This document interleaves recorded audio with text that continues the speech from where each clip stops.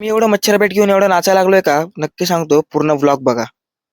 तर नमस्कार मित्रांनो आणि मैत्रिणींनो, मी तुमचा लाडका आदर्श. मस्तपैकी मेडिकलला चाललोय आणि मेडिकलमध्ये आलो. मस्तपैकी इथं कामं केले. आता काय मग आता मग इकडे तिकडे जरा फिरलो.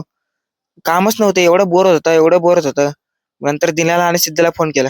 चला कॉफी तरी पिऊन ये बाबा, लय गरमी आहे. मग काय दिन्या आणि सिद्ध्या आले. सिद्ध्याला म्हटलं की बघ कॅमेऱ्यात.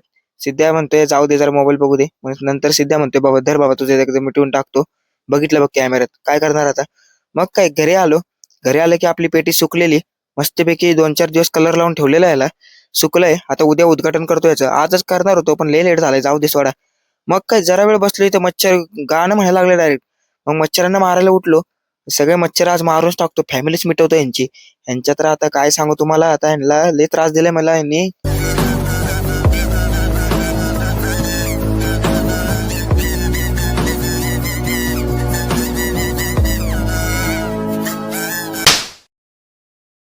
आधीच रात्रीचं एवढं गरमी होती आणि यांचा मध्येच त्रास. अख्खी फॅमिलीच मिटवतो यांची, थांबा आता.